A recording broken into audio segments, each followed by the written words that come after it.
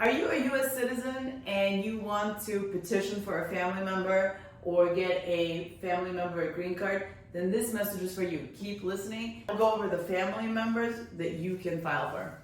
If you are a green card holder, we will do a separate post, but this is strictly for U.S. citizens. As a U.S. citizen, you can file for your spouse, husband or wife, your parents, mom and dad, children under 21.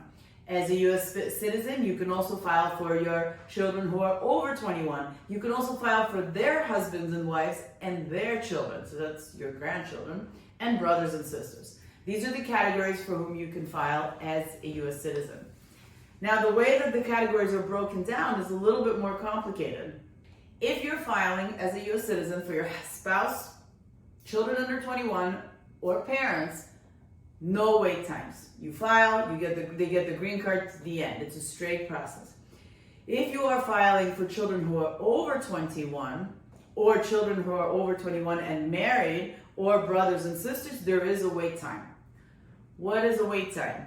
Just means that there are too many people who are applying and not enough visas that are available. That's all it means. And so people who don't make the cutoff, they get in line. And you wait until your visa number becomes available. I'm going to go over the wait times as they are in November. They usually go up every month, but as of November of 24, the wait times are as follows.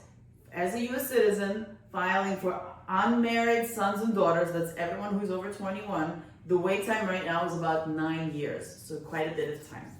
As a U.S. citizen, filing for married sons and daughters, so that's sons and daughters and their families, the wait time is about 14 years. So also a lot. And brothers and sisters, it's about 13 years right now.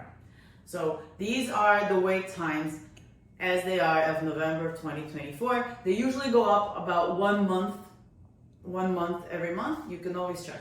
Going back up to U.S. citizens filing for spouses, parents, and children under 21. What do you need? Either your spouse, child, or parent is overseas, and then there's a certain number of documents that you need to file. If you want to file for them while they're in the United States, the most important thing that this person needs, that your spouse, parent, or child needs, is a lawful entry. That means they came on a visa in the airport, they were inspected and admitted. And with that document, with that I-94, you can file for them to get a green card. So lawful entry is important. We get this all the time where people came through the border and then they're married to U.S. citizens, or they've had a child who's over 21 who became a citizen and they want to file for them. They cannot do it. They might be able to. I'm not saying no, but it's not a straight through process. Even an expired visa is a lawful entry. So even if your wife, your husband came 20 years ago, 30 years ago, as long as they have a proof of entry or your lawyer can get proof of entry, you're okay to file. All the time that they've spent unlawfully here is automatically waived.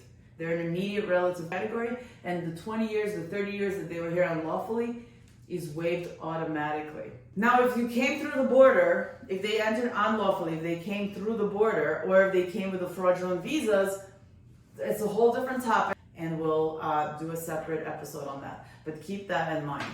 The same thing goes for other categories. If you are a U.S. citizen filing for your married child or your child over 21, lawful entry is important.